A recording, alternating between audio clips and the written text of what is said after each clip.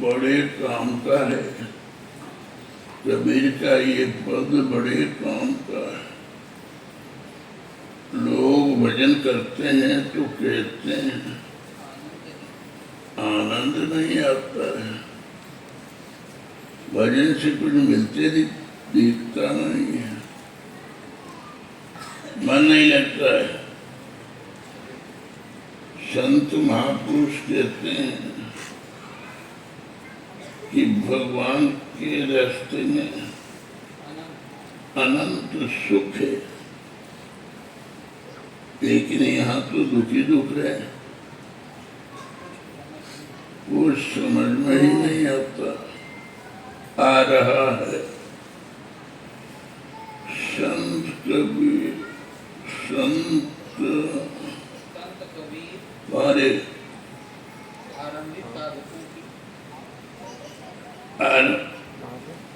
यहाँ तो दुखी दुख है, कुछ समझ में नहीं आता।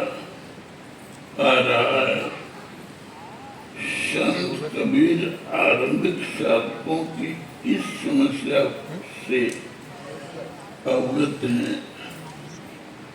वे आश्वासन देते हैं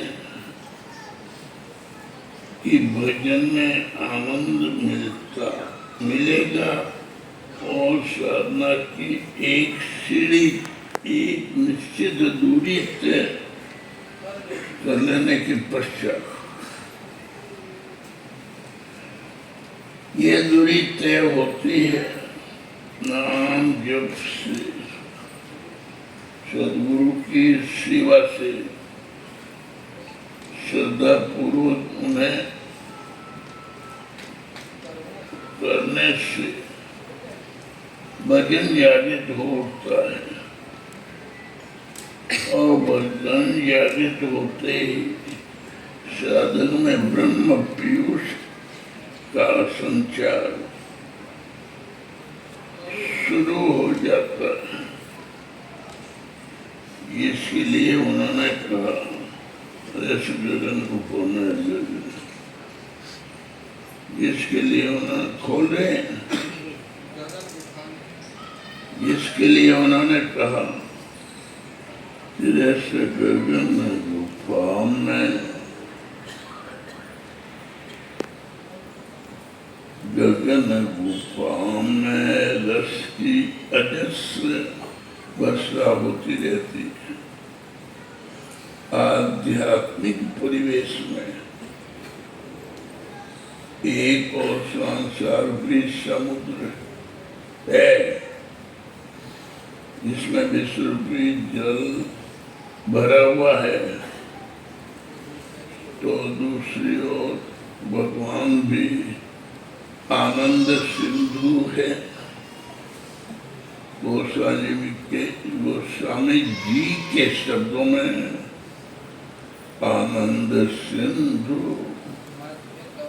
मध्य तब बासा बिनु जाने कस मरती मरसी प्यासा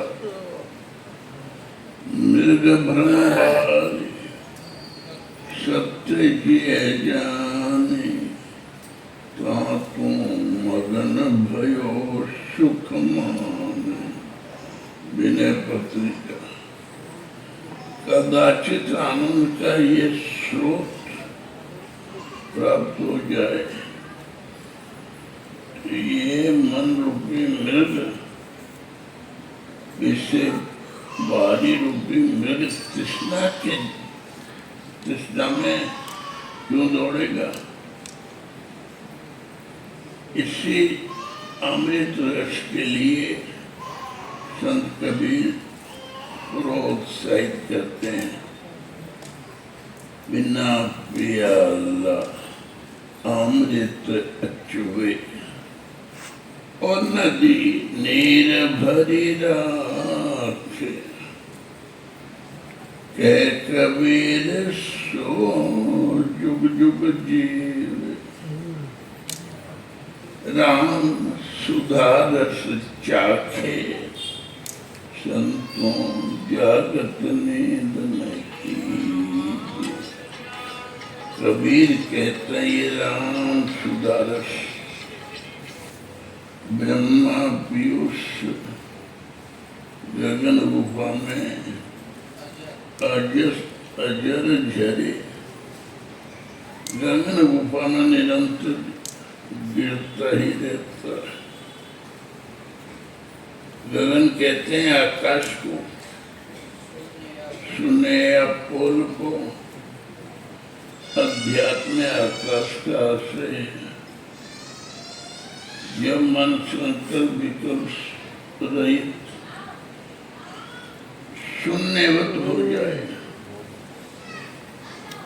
संस्कारों की भीड़ कम हो जाए।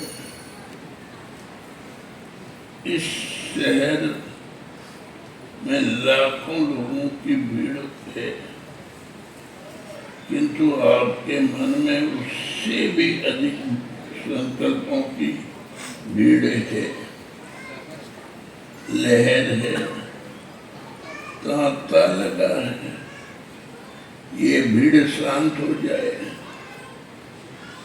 मान संकल्प विकल्प से रहित शून्य में टिकने की क्षमता प्राप्त कर लेता है। उस क्षण वह आकाश के कोने में